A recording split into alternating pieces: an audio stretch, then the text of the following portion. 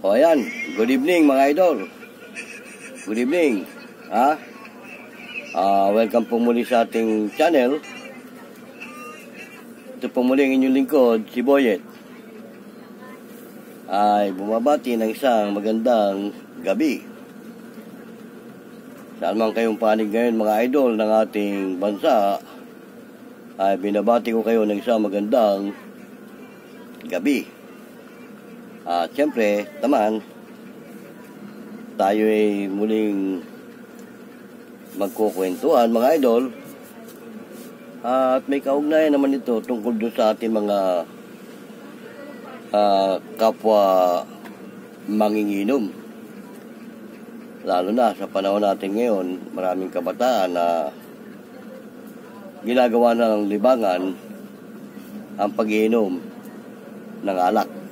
Anumang uri ng alak yan, ay ginagawa na lang libangan nila sa panahon natin ngayon. At ang mga kabataan, tulad din namin nung araw, inuumaga sa larangan ng inuman. Pero mga idol, talking about inuman, ay share ko lang sa inyo yung aking karanasan nung ako'y manginginom pa, para naman sa kapakanan din ng ating mga kabataan ngayon na manginginom. Pero mga idol na kabataan, kung napapanood nyo ang video kong ito, sana makapulot kayo ng idea tungkol sa sistema ng pag-iinom ng alak. At isi-share ko sa inyo, ibabahagi ko sa inyo para wag naman kayong maabuso o wag kayong agad kapitan ng karamdaman dahil ang alak kapag abusado ka. Mga idol, itong edad kong ito, pagka kayo abusado sa alak at wala sa ayos ang sistema ng inyong pag-iinom, hindi nyo abutin itong edad ko. At yan din ang in-advise sa akin noong si Manong Manuel na naging kainuman ko na tiga Bikutan. At sa edad niyang 50 mahigit, siguro mga 54 siya o 55 ang edad, hindi pa naman siya senior. Sabi niya kasi sa amin, nung kami maka-jamming niya sa inuman, noong mga panahon na yun, sabi niya, alam nyo, yung estilo ninyo sa pag-iinom, kapag hindi nyo binago, hindi nyo abutin tong edad ko. Sabagay, 50 pa lang siya mahigit noon, hindi pa siya senior. Pero sabi niya, hindi nyo abutin yung edad kong ganito kapag hindi nyo binago ang style ninyo sa pag-iinom. Dahil kasi mga idol, nung panahon namin na kami manginginom pa, baka tulad din ngayon ng mga kabataan, na kapag napasabak ng inom, patay bahala. At baka tulad din namin na ang katuwiran ng kabataan ngayon hindi pa nagagawa yung alak na magpapatumba sa kanya. Dahil kami nung araw, ganyan ang katuwiran namin. Oo. At tandaan nyo mga idol, ito advice ko lang, sana makuha ninyo yung sistema para makaiwas kayo sa maaring maging karamdaman o sakit na makukuha nyo sa alak. Karamihan ng mga lasenggo, mga idol, tandaan nyo, ang pinakamababang sintensya kapag tinamaan sila, una ulcer, pangalawa baga. Kaya sabi nga nung iba, sunog baga daw di ba? Ba't ko nabanggit na ulcer? Mga idol, kapag kayo sumabak ng inom at walang laman ang inyong tiyan, tandaan nyo yan, sisirain ng alak ang bituka mo, lalo't hard. Kami nung araw, hindi kami bumabanat ng mga beer na yan, hindi kami bumabanat yan. Nung araw, usong-uso yung 4 kantos. Tsaka yung bilog. Pinaka magandang klase na iniinom namin yung tinatawag na Virgin Coke. Pag wala, virgin lang. Pag walang wala, solo gin. Ganon. Nung kabataan namin, pagka nagkaayayaan ng inuman, walang pulupulutan. Walang pulutan, wala lahat, walang kain. Ang pahinga mo nga lang, sipol. Pagtagay mo, biri mo, solid yun, alcohol, gin. Yung gin ng araw, pag binuhos mo sa ganito, tapos hindihan mo, yung kulay ng apoy niya, blue. Sipin mo yun, bara flame, yung alcohol. Hindi kagaya ng mga Tanduay, mga Añejo, yung White Castle.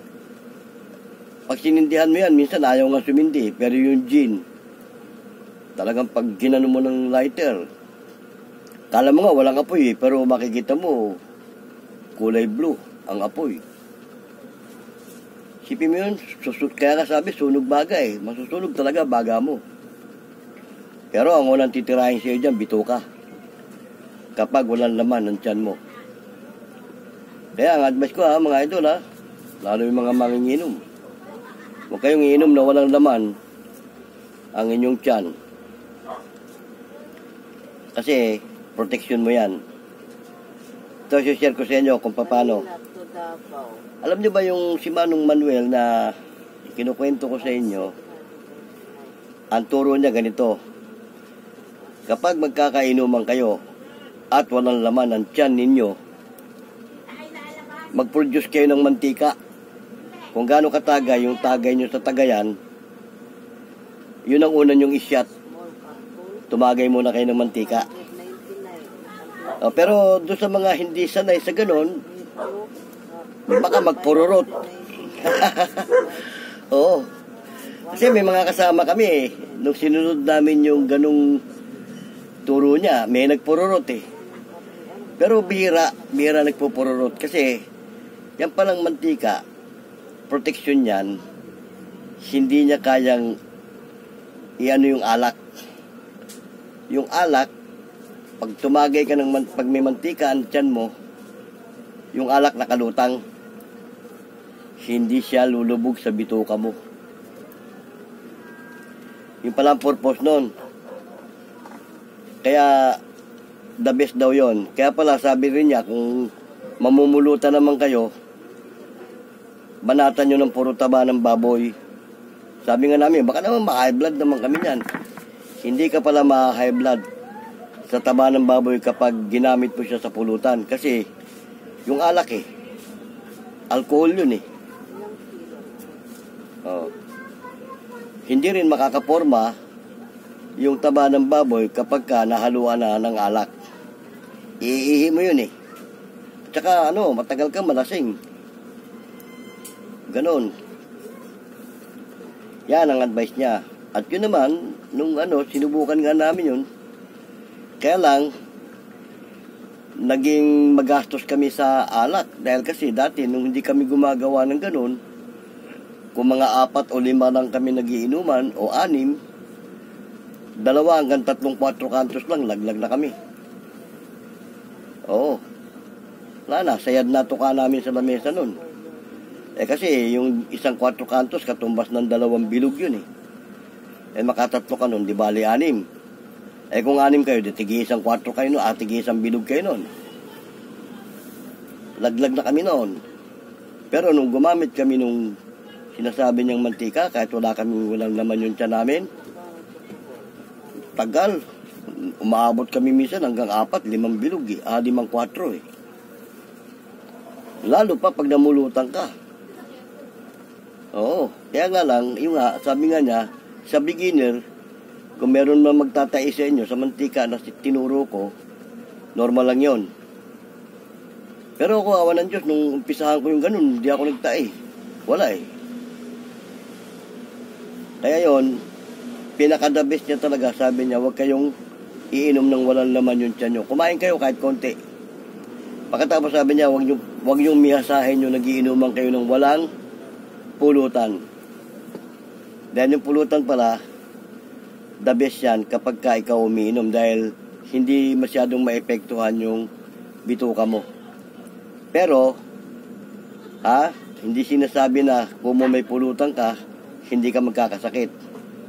Ang titirahin naman sa'yo nun, kung hindi yung baga mo, yung atay mo. Oo. Ganyan mga idol. Kaya, kahit na may pulutan ka man o wala, may kinain ka man o wala, huwag kang magkapakasugapa sa inom. Lalo lang. O kasi pag yung talagang over, sabi nga, lahat ng bagay, pag sumobra, masama di ba? Kami nung araw, baka ganyan din ang estilo ng mga kabataan ngayon kami nung araw, pag napasubo na kami ng inom. Yung nga, hindi pa nagagawa yung alak na magpapatumba. Baka ganyan din ang mga estilo ng kabataan ngayon. Pero, mga idol, wag. Advice ko lang yan. Kasi itong inyong lingkod, dating manginginom to. Sa karanasan ng pag-iinom, marami na akong lugar na napuntahan sa inuman awa ng Diyos, hindi pa naman ako hanggang ngayon, senior na ako. Pero kung hindi ko sinunod yung advice ni Manong Manuel, wala na ako ngayon. Kasi yung mga iba kong tropa sa inuman na ayaw sumunod sa ganun, wala na. Namahinga na. Tama yung sinabi niya, hindi mo abutin yung edad ko. 50 pa lang siya nun. Mga katropa ko na kainuman ko na hindi sumusunod sa ganun, na sinusunod pa rin yung sariling estilo. Wala na ngayon, hindi nga umabot ng 40 yung iba O yung pamangking ko na mayabang uminom wala pang 20. Mga 19, 18 lang natigok, sumuka ng dugo. Ayun nga Kasi dalawa ang dadalhin sa'yo, bali 3. Bituka, atay, at saka yung baga. Pag matibay ang atay mo, baga, dadalhin sa'yo. O kaya, yung bituka mo. Pag parehong matibay yun, atay naman ang dadalhin sa'yo. Yung sabi ni Manong Manuel, wala kang pipiliin doon sa 3. Alin man doon sa 3 na yun, ang unang umatake sa'yo, may paglalagyan ka. Oo. Ayun nga, yung kinukwento nga sa inyo. Ilan yung mga kainuman ko no, wala na ngayon. Hindi ko nababanggitin yung mga pangalan. 1, 2, 3, 4. 5 na yung tropa ko na wala na. Hindi nga inabot yung edad ni Manong Manuel Yung isa namatay, ang edad niya 27. Wala pang 30, di ba? Yung isa naman, umabot din ng 30 mahigit. 34 ang edad. Yung isa, umabot din siya ng, malapit na siya sana mag-50. 49 o 48, 49 ng edad siya Papunta na siya ng 50. Nagmayabang pa, sabi niya, Bet ako, hindi ako gumagamit ng kung ano-anong sinabi ni Manong Manuel. Bet ito, malapit ko na abutin yung edad niya. Magsi-50 na ako. Pero hindi ka maniwala, doon sa edad niyang 49. Hindi pa natapos yung edad niyang 49. Natigok. Ang kinamatay nun, ulcer. Karamihan ng katropa ko, ang kinamatay, ulcer at saka baga. Pero ako, sinunod ko yung gusto niya, yung turo niya, ito si Boyet, hanggang ngayon, 68 na ako. Nag-umpisa ako mag-inom, mga idol, edad ko 12 anyos. Tumigil ako ng inom, ang edad ko, 63 yata, 64. Ang edad ko, 68 na ako. Oo, mga idol, kaya yung pag-iinom, kailangan. Pero nung umidad na ako ng mga 40 pataas, hindi na ako kagaya ng dating talamak. Alalay na. Kasi yung nga sabi niya pag umidad ka na ng 30 pataas, alalayan mo na. Lalo pag 40 ka na. Alalayan mo na. Kasi yung palang internal organ natin, habang nagkakaedad ka, humihina. Humihina na yan. Kaya yun, pag edad ko ng 30 pataas, edad ako ng mga 34, 35, hindi na ako nagpapakalango. O, pagka naramdaman ko may tama na ako, paalam na. Ganun lang, hindi kagaya nung dati eh. Utang hanggat hindi gapang eh. Sige. Nung araw eh, nung umuwi pa ako sa Bikutan eh, yung overpass natin dyan sa Estrella, nakaranas ako matulog dyan eh. Nagising ako walang aning oras, wala nang tao, ako na lang eh. Buti lang kamo, hindi ako napagtripan eh. O, nagising ako siguro mag-alas 2, alas 3. Wala nang nagdadaan, ako na lang, pag-gising ko, walang tao eh. Oh, pero akala ko nakauwi ako ng Bikutan nun. Ginawa ko, nung nagising ako, natakot na rin akong bumiyahe. Bumalik ako dito sa mga tiyahin ko. Dito ako natulog. Sabi nga sa akin, ang aga mo akala ko umuwi ka. Anong ang umuwi? Nakatulog ako dyan, no? Sa overpass. Sipin mo yun. Buti lang kami yung rilo ko, walang tumira. Tapos nung kapain ko yung pitaka ko. Puro ko nadaanan ako ng mga hold-upper, dimas ako eh. Kaya mga idol, sinishare ko lang sa inyo yung naging karanasan ko na ako manginginom pa para naman makakuha kayo ng konting idea paano nyo kukontrolin yung inyong pag-iinom. Tapos, kung ano man ang klase ng iniinom nyo, tandaan nyo mga idol, alalay lang.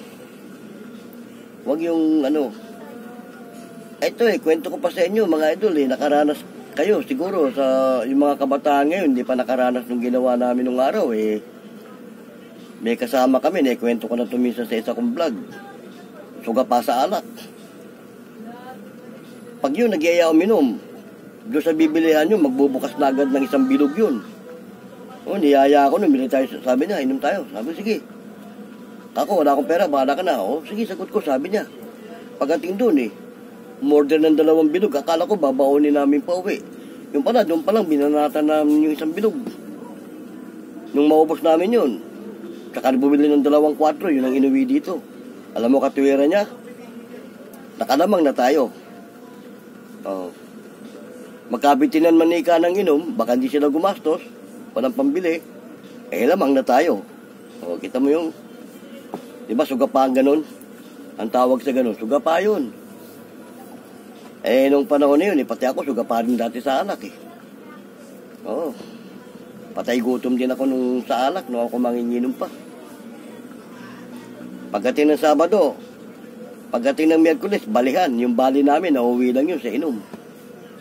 Pagdating ng Sabado, pampinali yun hanggang Linggo, maghapon.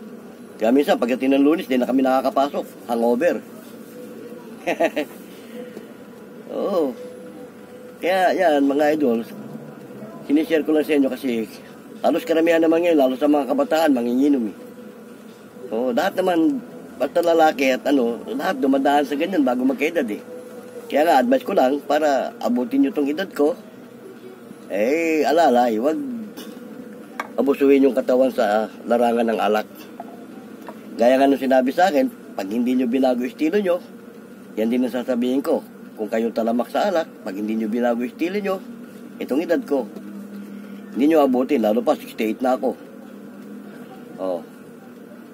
Kung halimbawa, may edad ka ngayon ng mga 20, ang laki pa ng agwat, di ba? Pag abusado ka sa pagiging manginginom mo, baka maski 50, hindi mo abutin Gaya nga nung isa naming kainuman, 18, 19 pa lang edad niya. Kasi nag-umpisa rin siya mag-inom, edad niya 15 anyos Ay abusado. Samantala ako, nag-umpisa ako minom, 12 edad ko. Nag-umpisa naman ako dati runner. Saan ka? Bili ka nga doon. Bili mo nga kami ng ganun. Usong-uso pa noon yung White Castle. Di runner ako, taga-bili. Sigarilyo, yelo, tapos manaka-naka. Shot ka. Nung primero, paayaw-ayaw ko. Sabi niya, para kang, total, lumalaki ka na rin lang Shot lang, Di, tikim. Sabi nga doon sa kanta, merong kumanta niyan nag-umpisa sa patikim-tikim hanggang sa lumalim, di ba? Ganon. Lahat naman nag-umpisa yan sa tikim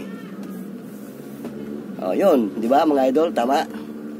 Kaya, yan, napagkukwentuhan lang naman natin dahil nga, Sinishare ko lang sa inyo yung aking karanasan. Pero talagang billing ko sa inyo, idol, advice ko, alalay, huwag abusado sa anumang uri ng alak.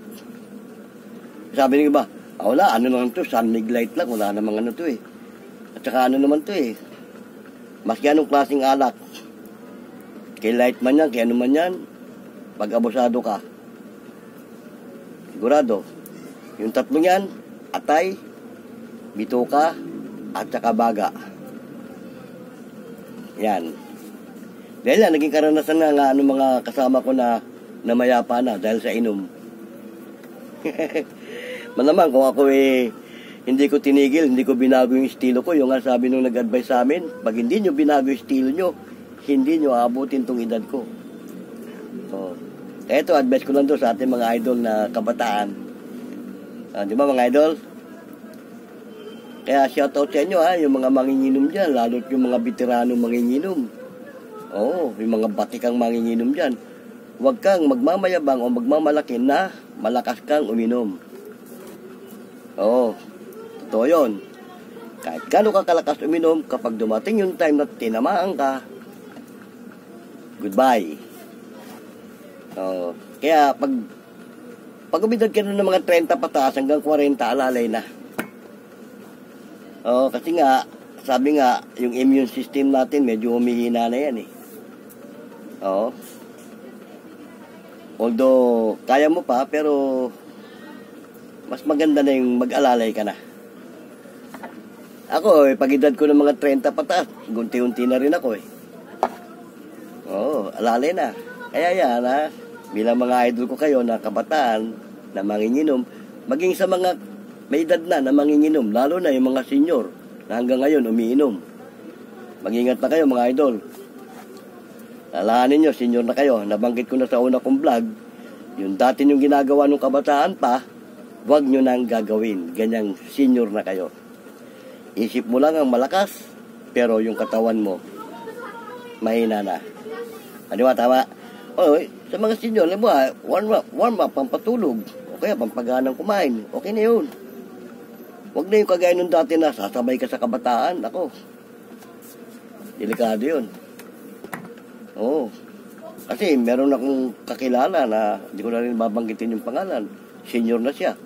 Sumasabay sa kabataan. Nung atakihin. Bali pa, birang binabanatan eh. One time lang nung atakihin, tigok. Kaya, ingat lang mga idol. Mga kapwa ko senior. Kung kayo man hanggang ngayon manginginom, alalay na. Yung pang warm up lang, pampatulog, pang buhay lang ng